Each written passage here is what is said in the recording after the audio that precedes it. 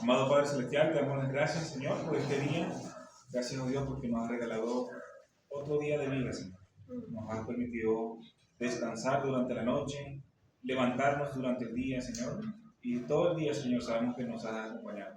Te damos las gracias por permitirnos estar en este lugar, donde, Señor, queremos alabarte, donde queremos, Señor, también escuchar tu palabra. Y donde queremos, Señor, exponer también nuestras necesidades delante de tu presencia. Queremos, Señor, en esta noche pedirte que durante la palabra, Señor, nos ayudes a exponernos con fidelidad, con claridad, y que sea de beneficio, Señor, que sea de provecho, para que podamos entender lo que hoy nos quiere enseñar. Te damos las gracias en el nombre de Cristo Jesús. Amén. Seguimos estudiando, mis hermanos, el libro de Hebreos. Hebreos, un libro muy hermoso, la verdad. Y estamos ya en el capítulo 9. Hoy vamos a estudiar desde el versículo 15 hasta el versículo 22. Antes de eso, quisiera que hiciéramos un retroceso, 2 versículos antes. Si alguien me puede ayudar leyendo el versículo 13 y 14, por favor. ¿Puedo leer? Sí, señor. Sí. Porque si la sangre de los toros y de los machos cabríos y las cenizas de la becerra rociaron a los inmundos, santificados para la purificación de la carne, cuanto más la sangre de Cristo, el cual, mediante el Espíritu eterno, se ofreció a sí mismo sin mancha a Dios, limpiará vuestras conciencias de obras muertas para que sirváis al Dios vivo. Muy bien, esto nos hace pensar, o lo que nos quiere decir, es que a causa del pecado en la antigüedad había que hacer el sacrificio de unos animales que eran inocentes, que no tenían tampoco la culpa del pecado del hombre, pero eran los que pagaban el pecado del hombre. Y con ello se purificaba la carne, el cuerpo se cubría. De manera de que nos hace pensar en que la paga del pecado es muerte. Y entonces se tiene que sí o sí pagar. La deuda del pecado se debe pagar. Y en este caso, en la antigüedad, vemos que lo hacían a través de estos sacrificios de estos animalitos. Y es tan importante porque nos hace pensar en que si ellos, la sangre de esos animalitos cubría el pecado, eso era temporal, cuanto más la sangre de nuestro Señor, que es eterna, que es perfecta, es pura y que es de Dios mismo, del Hijo de Dios. Entonces, la sangre de Jesucristo es la que se puede limpiar de manera eterna, profunda y completa el pecado del hombre. Y entonces, aquí vemos ya para el versículo 15. El versículo 15 tiene mucho contenido. Quisiera que leyéramos solamente la primera parte hasta la primera coma. ¿Alguien me puede ayudar solamente esa partecita? Dice la palabra de Dios. Así que, o vamos a la segunda coma. Dice, así que, por eso es mediador de un nuevo pacto. Muy bien, entonces ya nos está hablando del Señor. Es el mediador de un nuevo pacto. Se conecta directamente con lo anterior. La sangre de Jesucristo es ahora el que va a suplir y va a tomar el lugar de un corderito por el pecado. Ahora es Cristo mismo que se ofrece como el cordero perfecto para la purificación y limpiar de manera completa lo que es el pecado del hombre. Y aquí nos habla también de un mediador. Me hacía pensar que es un pacto que ahí nos está diciendo que es el nuevo pacto. Quiere decir que había también un antiguo pacto, que ya lo hemos estudiado. Y en el antiguo pacto también había un mediador. Había un pacto de Dios con la humanidad. Y el mediador del antiguo pacto era Moisés. Moisés era el que se encargaba de llevar la palabra de parte de Dios a el pueblo de Israel. Y cuando el pueblo de Israel pecaba, era Moisés que se iba delante de la presencia de Dios e intercedía por el pueblo. Entonces él era el mediador de ese antiguo pacto. Pero vemos que en el principio de este libro nos habla de Moisés y nos dice que Moisés era un hombre normal, como nosotros, solo que estaba dedicado al servicio del Señor. Entonces, él era el mediador de este antiguo pacto. Y nos habla de un nuevo pacto en el cual el mediador es nuestro Señor Jesucristo. Con la gran diferencia de que nuestro Señor Jesucristo es el Hijo de Dios. Es Dios mismo encarnado y es completamente puro, es santo, es sin pecado. Por lo tanto, es un mejor pacto, que tiene unas mejores promesas, que tiene mejor sacerdocio, como lo hemos aprendido durante este libro. Y nos habla también de lo que es el pacto. También ya hemos escuchado de un pacto. Un pacto es un convenio que se hace entre dos partes. La primera parte, en el antiguo pacto, cuando Dios hizo ese convenio con el pueblo, había un compromiso de cada quien. El pueblo de Israel tenía el compromiso de obedecer los mandamientos que Dios les había dado a través de Moisés. Y Dios le proporcionaba la victoria, le proporcionaba la salud, le daba todo lo que el pueblo de Israel necesitaba. Pero tenía una deficiencia este antiguo pacto, que tenía que ver con la intervención humana. ¿Y qué pasa con el hombre? Que el hombre falla. El hombre empieza bien muchas veces, pero termina de manera incorrecta. Hace las cosas que no debería hacer. Y lo que dijo que iba a hacer, no lo hace. Y eso es lo que pasa en el antiguo pacto. Las debilidades del antiguo pacto carecen de suficiencia porque también tiene peso en el hombre. En el nuevo pacto ya vemos que no importa lo que el hombre haga. Dios ofrece a su Hijo Jesucristo como Cordero y Él, como Cordero sin pecado, Él es el que lleva las cargas, nuestras cargas. Y si antiguamente había que cumplir para poder ver beneficios, actualmente no hay ninguna obra que el hombre, el ser humano, pueda hacer que pueda llevarlo delante de la presencia de Dios. Entonces, he aquí la fortaleza de este nuevo pacto, que ya no radica en el hombre. Ya el hombre no es el que tiene que hacer las cosas, ni pagar el pecado, ni buscar un cordero, sino que Jesucristo es el que se entregó a sí mismo y como Él es perfecto, sin mancha, Él pudo pagar esa deuda que teníamos al principio y limpió completamente el pecado de la humanidad. Y eso es más o menos lo que nos está diciendo esta primera parte del versículo 15. Ahora vamos a leer la segunda parte hasta la siguiente coma, por favor. Dice, para que interviniendo muerte para la remisión de las transgresiones que había bajo el primer pacto. ¿Listo? Entonces aquí nos está hablando que en el primer pacto hubo transgresión. Una transgresión es cuando hay una ley y esa ley no se cumple.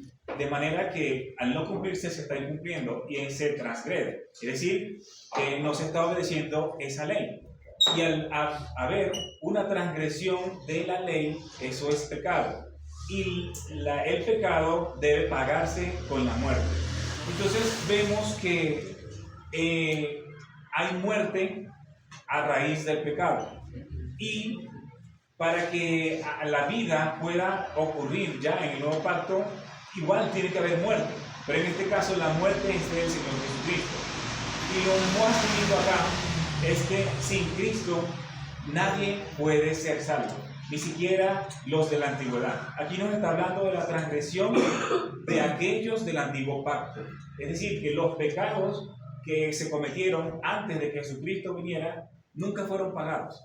¿Por qué? Porque ningún cordero, ningún macho cabrío podía pagar, suplir esa deuda que era la muerte del pecador. Pero cuando viene Cristo, no solamente nos habla de una promesa eterna, celestial, futura, sino que también paga lo que ya se debía de la deuda del pecado de los anteriores. Ayer yo me hacía una pregunta porque estábamos estudiando en Lituania de un paralítico y hablábamos de que este paralítico era pecador, aunque no se movía, también era pecador. Pero el Señor le dice: hijo, tus pecados te son perdonados.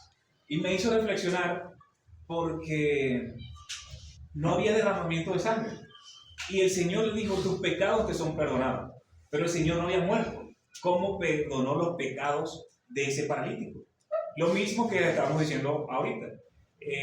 El pecado de los que están antes de que Jesucristo muera en la cruz se va acumulando. Es una deuda impagable, nadie la podía pagar. Y cuando Cristo muere en la cruz, allí se paga toda esa deuda del pecado. No solamente las de los pecados que ya se hicieron, sino que también las de nosotros, las que iban a ser los pecados que iban a ser después del Señor.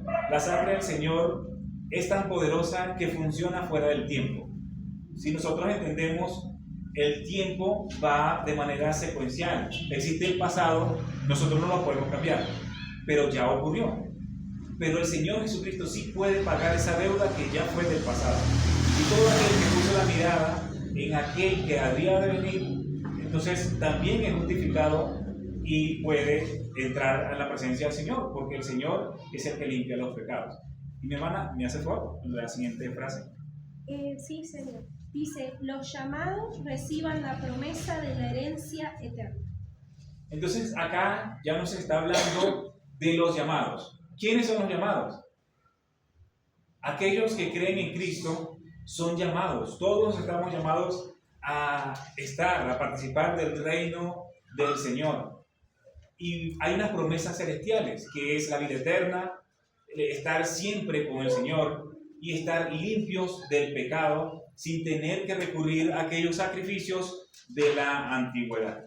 Entonces aquí vemos algo tan profundo y tan grande que nos empieza diciendo solamente un versículo. Había un mediador que no podía cumplir, que no podía hacer que el ser humano llegara a la presencia del Señor.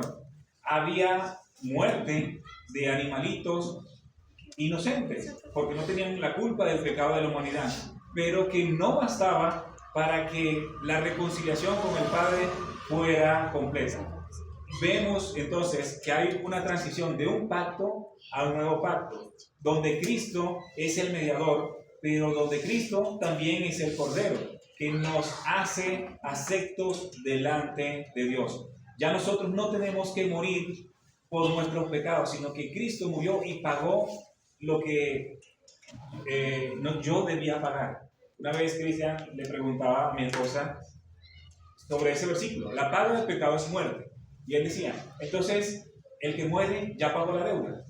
No, porque nuestros pecados son tan fuertes, tan feos delante del Señor, que ni siquiera mi propia muerte paga esa deuda. Entonces aquí es donde Cristo tiene esa mediación, ese amor tan incondicional, tan grande, y nos permite llegar a la presencia del Señor por su sacrificio, no por nuestros méritos, sino por los méritos de Cristo, no por las obras que nosotros podamos hacer, ni por obedecer el mandamiento, la ley, no, porque ya eso quedó en la antigüedad, en el pacto antiguo. Ahora sí vamos con el versículo siguiente, por favor, versículo 16. ¿Alguien que me pueda ayudar? Ese sí es completo. Porque donde hay testamento es necesario que intervenga muerte del testador. 17 también, por favor. Porque el testamento con la muerte se confirma, pues no es válido entre tanto que el testador vive. Y aquí vemos también como hay una analogía, un ejemplo para que recordemos que este libro está escrito a los hebreos.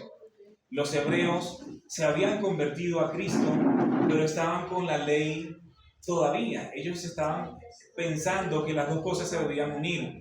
Entonces, cuando no comprendían el nuevo pacto, estaban tratando de volver al antiguo pacto.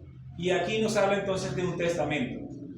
Si nosotros nos ponemos a pensar en la actualidad, un testamento es una persona que en su vida alcanza posesiones, llega a tener, sea bienes físicos, materiales, sea dinero, sea terrenos, animales, lo que sea que tenga, él puede dejar un testamento y escribe y dice, yo dejo a mi hijo o a un heredero.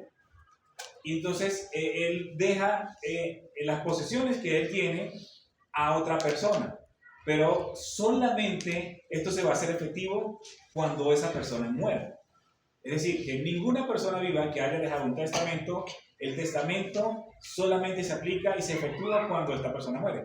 Igual en lo que nos está diciendo el escritor aquí, con la muerte del testador es donde se hacía efectiva la gracia. ¿Quién fue el que murió? Cristo. ¿Quién es el testador? Cristo mismo. Y él es el que nos deja la herencia de una gloria eterna, una gloria futura. Entonces, cuando Cristo muere en la cruz, entra en vigencia el nuevo pacto, que nos permite ya finalmente estar cerca de Dios, donde todo aquello que era de mediación humana se rompe, donde ya no existe más. Ya no necesitamos de un sacerdote, sino que podemos acercarnos confiadamente al trono de la gracia y hablar directamente con nuestro Señor. Nos podemos arrodillar. ¿Y qué bendición es eso? ¿Qué promesas tan grandes que nos podamos acercar delante de nuestro Dios? Eso es maravilloso, eso es hermoso y tiene un precio muy grande, que es la sangre de Jesucristo. Solamente entra en vigor cuando Cristo muere. Y eso nos habla de un amor eterno, de un amor que hubo desde el principio. Hay sombras, hay señales, hay tipos de Jesucristo en el Cordero, en José, en estos hombres que fueron sacrificados, que se esforzaron por amor de un pueblo. Y vemos aquí el amor de Dios para con su pueblo, que Él envía a su Hijo de manera que tiene que morir para que por mi pecado yo no muera, para que los hebreos no mueran, sino que tengan en Cristo Jesús también esas promesas eternas, que es el testamento. Entonces vemos aquí que el testamento es muy importante. Nos ayuda a entender la grandeza de las promesas de Jesucristo y nos hace pensar siempre en el pasado. Hay personas que cuando no creen en el Señor nos hacen pensar, pero que todo fue un error, que todo fue un error de Dios, que es lo que ocurrió, el pecado, que si Dios se airaba o quería corregir sus cosas, solamente lo que tenía que hacer era matar a la creación. Pero no, llega Dios mismo y le da otra oportunidad, y no solamente otra, sino que muchas oportunidades. Vemos que cuando el pueblo de Israel, en su transgresión, no era una sola transgresión, sino que iba de pecado en pecado. Me acuerdo la primera vez que leía el Antiguo Testamento y yo decía, santo Dios, otra vez pecando, otra vez alejándose del Señor. A partir de que ve los milagros de Jesús, de Dios en el pueblo de Israel, cuando le da las leyes también, ellos hacen un becerro y empiezan la idolatría. Y en la ley estaba escrito ya que no debían adorar a dioses ajenos. Y vemos también que hay oportunidad. El Señor ahí podía destruir a la humanidad, sí. Él podía corregir eso de raíz, pero Él nos amó desde el principio y nos dio otra oportunidad. Él continuó dándole oportunidades al pueblo de Israel, pero había una deuda que en base a la muerte del corderito no se podía pagar, pero este corderito moría y nos estaba señalando ya la muerte futura, la entrega completa de nuestro Señor Jesucristo. Y eso es maravilloso pensarlo, es bonito pensar en que nosotros no hay nada que podamos hacer, que podamos decir, que podamos darle a Dios para que esta salvación pudiera llegar. Vamos a pasar al siguiente versículo, por favor. Dice, de donde ni aún el primer pacto fue instituido sin sangre. Nos habla de la institución del primer pacto. Y dice, ni aún el primero fue instituido sin sangre.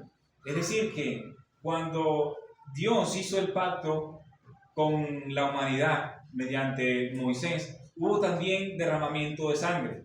Eso lo vemos en Levítico, también en Éxodo, donde nos habla de que Dios le dice lo que tiene que hacer el pueblo.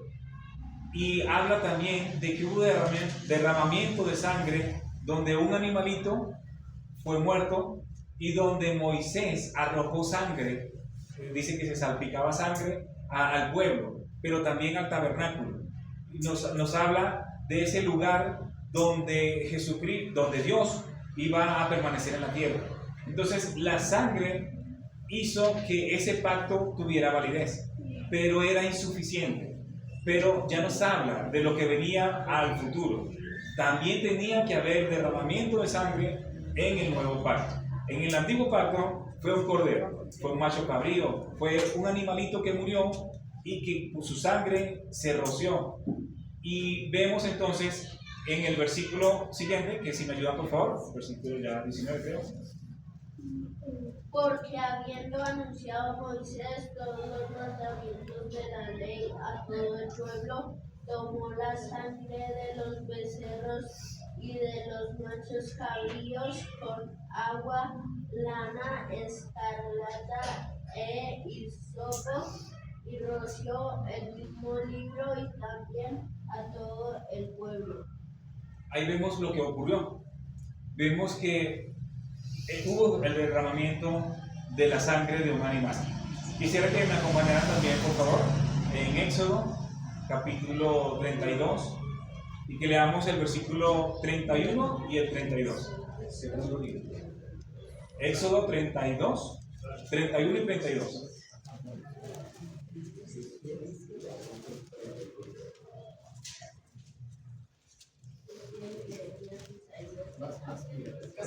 Génesis, Éxodo. Éxodo, el que lo tenga, que me ayude por favor.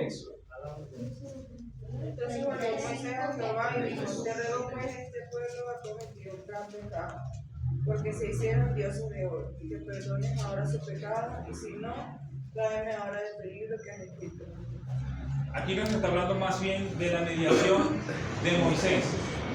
Nos está hablando de que él intervino también y él quería que Moisés también amaba al pueblo de Israel. Y él decía que si no obedecía al pueblo, entonces que estaba su vida y que lo borrara del libro de la vida. Pero no bastaba porque Moisés era un hombre. Pero estábamos hablando entonces, ese no era el pasaje que quería buscar, y nos habla entonces de que el antiguo pacto era necesario esta sangre que fuera derramada.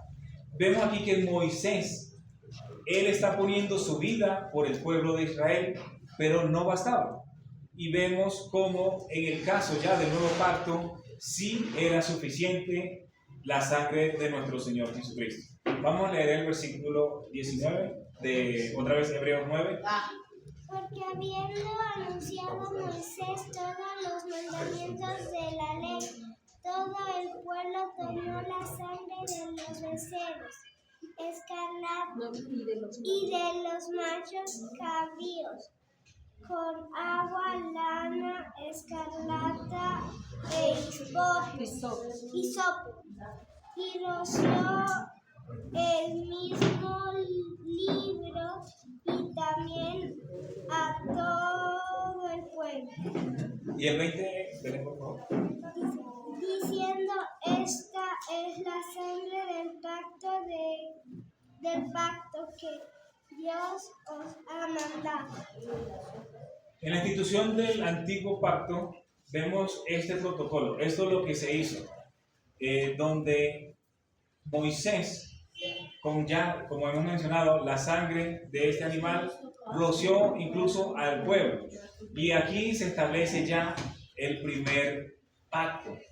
Y también es importante decir que el pueblo tuvo un compromiso y el pueblo vio la ley y el pueblo dijo: lo que dice Jehová, lo haremos.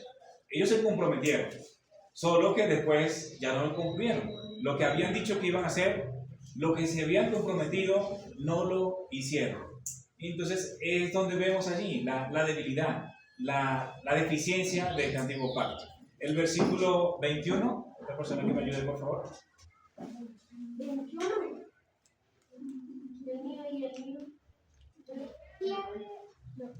Dice: y además de esto, roció también con la sangre el tabernáculo y todos los vasos del ministerio. Esto sí es importante también, porque con la sangre de ese animalito roció el tabernáculo. Y recordamos que el tabernáculo era como, por decirlo de alguna manera, una embajada. Es como donde iba a estar la presencia de Dios. Una embajada en la actualidad es donde un representante de otra nación está en otro país, pero donde tiene los beneficios como si estuviera en el país de origen. En este caso, el tabernáculo representaba el reino de Dios, la presencia del Señor. Y este animalito, su sangre es rociada también en el tabernáculo para purificación de esto, pero que solamente era el tabernáculo terrenal. Con la sangre de Jesucristo, cuando Él da su vida, cuando Él muere y derrama su sangre completamente, esa sangre ya no viene a rociar un tabernáculo terrenal, sino que el Señor se dirige directamente a los cielos, delante de la presencia de Dios, donde su sangre entra también allá y es donde es válida para sellar este pacto. En el antiguo pacto, un cordero derramó su sangre, o se derramó la sangre de un cordero, se roció en el tabernáculo, se roció en el pueblo, se roció en el libro del pacto. Pero en este caso, en el nuevo pacto, cuando el Señor entrega su vida con su sangre, Él va delante de la presencia de Dios y establece un nuevo pacto, un pacto eterno, un pacto celestial, donde ya nosotros no tenemos la necesidad de que lo que pasó ya, lo viejo, que estaba a punto de terminar cuando Cristo llegó, ya no es necesario, sino que con el nuevo pacto ya tenemos entrada delante de la presencia del Señor. Y es un pacto eterno. Ya no va a haber un tercer pacto, no es necesario. Ya no va a haber muerte de otro cordero, ni del Señor mismo, porque dice que Él entró, Él hizo ese sacrificio una vez y para siempre. ¿Y cuál es la diferencia? Que es perfecto. Es un pacto perfecto que no está basado en el hombre, sino que está basado en la absoluta soberanía, en el absoluto amor, en todo lo que es Dios. Y como Dios no miente, como Dios no falla, entonces este pacto es perfecto. Como Dios es eterno, el pacto también es eterno. Es interesante que si hacemos la analogía, o mejor dicho, la comparación entre esos dos pactos, se evidencia mucho más cuáles son las deficiencias del antiguo. El antiguo estaba basado en un cordero que moría, no era un animalito que era eterno, no era un animalito que era puro, sino que era un animal criado para eso. Pero en el nuevo pacto ya tenemos que es la sangre de Cristo, es Cristo mismo que se entrega, Él es el cordero, Él es el mediador y Él establece el pacto que es eterno. Vamos entonces con el versículo 22, por favor. Casi todo es purificado según la ley con sangre, y sin derramamiento de sangre no se hace remisión. Entonces aquí lo que estábamos diciendo, en el antiguo pacto casi todo era purificado con la sangre, pero no con la sangre del mediador, que en este caso era Moisés en el antiguo pacto, sino por la sangre de un animalito. Pero sin derramamiento de sangre, dice, no hay remisión. Remisión es cuando se borra, se eliminan esos pecados. Sin derramamiento de sangre no hay remisión de pecado. Esto nos habla de que hay una deuda, hay un pecado. La paga del pecado es muerte y esa deuda se paga solamente con la sangre de Cristo Jesús. Como habíamos dicho ya en ocasiones anteriores, un ejemplo o algo muy fácil que pudiéramos utilizar es una deuda bancaria. Imagínense una deuda grandísima, una deuda millonaria, multimillonaria, que no se puede pagar, sino solamente se pagan, se hacen abono a los intereses. Pero la deuda sigue creciendo. Así era lo que se hacía en la antigüedad. Cuando el corderito moría, lo que hacía era un abono, solamente una purificación, algo temporal. Pero la deuda no solamente no se pagaba, sino que aumentaba. Cuando Cristo viene, su sangre es perfecta y tiene tanto valor que es capaz de pagar toda la deuda anterior, pagar los intereses de esa deuda y pagar toda la deuda que pueda haber en el futuro. Toda la deuda de la humanidad a causa del pecado, ya la sangre del Señor Jesucristo es suficiente. Y esto no fue que Él derramó su sangre y que no fue doloroso. Hubo un sacrificio. Esto eran sacrificios que se realizaban y donde era muy doloroso. Pero vemos que ya no es el pacto de la ley y ahora entramos al pacto de la gracia, donde solamente el Señor Jesucristo es suficiente, donde no tiene que morir varias veces por mi pecado, donde solamente con una vez que lo hizo ya era perfecto, para siempre. Cuando dice para siempre es que no hay un límite de tiempo, es decir, que es eterno y podemos estar confiados de esto. Hay promesas en el Señor. La promesa más hermosa es que podemos estar con Él mediante su sacrificio. Es una promesa, la verdad que si nos ponemos a analizar, cualquier promesa que nos hagan a nosotros en la vida no tendrá jamás ni se acercará a esta promesa celestial, a esta promesa eterna. Tendremos mansiones celestiales allá, que no son hechas por manos de hombres, que vemos aquí que acaba de haber un terremoto y muchas estructuras cayeron. Y vuelve y se hace una promesa, el Estado hace otra vez para que vuelvan a tener sus casas, pero son casas que algún día volverán a caer, donde un día terminarán, pero con la sangre de nuestro Señor Jesucristo tendremos una eternidad con Él. Y esto es tan bonito, pero tiene también una contraparte, porque el Evangelio dice que es olor de vida para vida y olor de muerte para muerte también. Es decir, que al mismo tiempo de que nos salva por los méritos de Cristo, hay también una condenación para aquel que no se acerca al Señor. Ya no tenemos que nosotros obligarnos a cumplir la ley, sino solamente creer en Jesucristo. Ese es lo único que nosotros tenemos que hacer. Confiar en que la sangre del Señor Jesucristo es poderosa, que Él murió, pero que no solamente murió, sino que resucitó. Estaba meditando en esto también. Una de las falencias del antiguo pacto es que era un cordero. El cordero moría, pero el cordero era incapaz de resucitar. No podía vencer la muerte. El Señor Jesucristo muere, pero Él vence la muerte, resucita y de una vez es exaltado hasta lo sumo. Y se coloca a la diestra del Padre, donde intercede continuamente por nosotros. Él ejerce el sacerdocio por nosotros, por lo que nosotros hacemos. Pero ¿qué debemos hacer nosotros? Acercarnos confiadamente al trono de la gracia, confiar en que la sangre de Jesucristo es poderosa para quitar el pecado de mi corazón, el pecado de mi mente. Y yo puedo estar confiado de que si reconozco que Jesucristo es mi Salvador, si le pido perdón, si me humillo delante de Él, ya podemos tener entrada en los cielos. Y que no se va a quitar, porque el poder de la sangre del Señor es eterno, es para siempre. Obviamente tenemos que hacer la salvedad, tristemente, de que no todo aquel que dice Señor, Señor, entrará en el reino de los cielos, sino que es todo aquel que de verdadera convicción, con fe que la da Dios, cree en Jesucristo.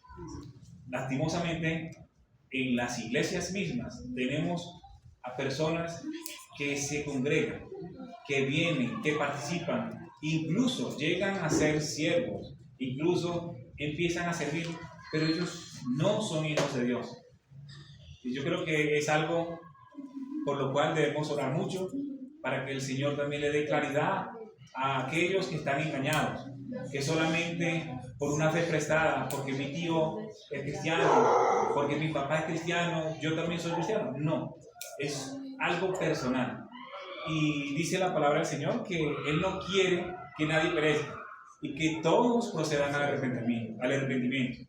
Y por eso es que Dios envió a su Hijo a morir en una cruz, para que todo aquel que en Él crea no se pierda, mas tenga vida eterna.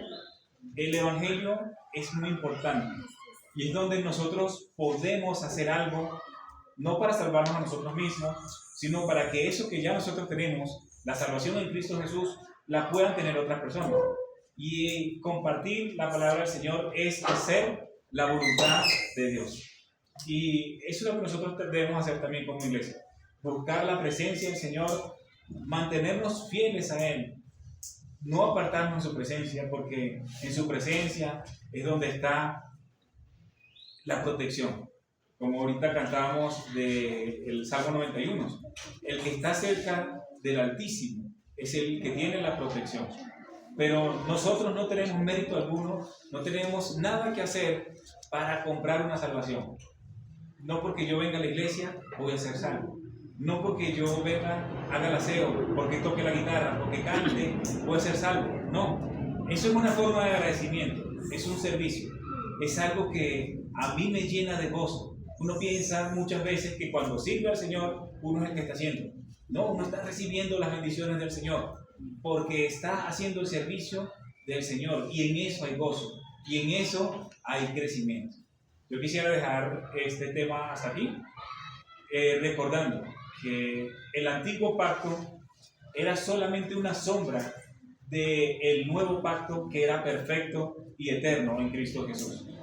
Y debemos darle gracias al Señor por este amor tan incondicional, tan grande y tan único. Era el único que podía hacer esto, y gracias a Dios, porque por gracia somos salvos, y es por medio de la fe. Dios nos da incluso la fe. Esto nos hace pensar mucho en cuando hemos estudiado también en los nombres de Dios. Cuando el pastor explicaba lo de déspota, es Dios el que hace todas las cosas. Incluso la fe viene por el oír y el oír la palabra de Dios. No voy a tener la salvación si yo no escucho la palabra del Señor.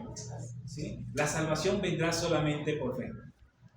Esta tarde también estaba hablando con mi esposa de que es difícil. Y uno quisiera que aquella persona que uno ve que está tan cerca ya del Señor, pero no lo logra, uno quisiera hacer algo para que la salvación la tuviera, pero no podemos. Lo que podemos hacer es orar y dejarlo todo en manos del Señor, y que la misericordia del Señor siga con estas personas también. Hay personas que hemos tenido la ocasión de compartir con una pareja, que le hablamos y ellos dicen: yo lo entiendo, yo lo hago, yo lo pienso, lo medito, me estoy planificando, pero no terminan de llegar a la presencia del Señor. Y es triste porque puede llegar el momento del fin, donde esta persona ya perezca, pero tuvo la oportunidad de creer en Cristo y no lo hizo. Oremos mucho por estas personas que escuchan la palabra del Señor, pero que no han tomado la decisión.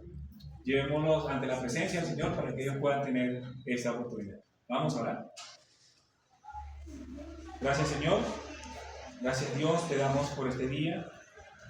Señor, gracias por la palabra que nos regalas. Gracias, Señor, porque nos haces pensar que desde el principio, desde antes incluso, desde la fundación del mundo, ya estabas pensando en una reconciliación. Queremos agradecerte, Señor, por ese sacrificio. Jamás podemos pagarte eso que tú hiciste con nosotros, pero, Señor, queremos agradecerte con nuestras vidas, que sean también como un sacrificio y un dolor grato hacia ti, Señor. Gracias te damos por la sangre preciosa de nuestro Señor, que nos ayuda a poder vivir confiados en que la eternidad será contigo, Señor. Te damos las gracias y queremos, Señor, también dejar lo que queda de esta noche, de este culto, en tus manos, Señor, para que sigamos, Señor, siendo, Señor, redarguidos y podamos ser felices en tu presencia.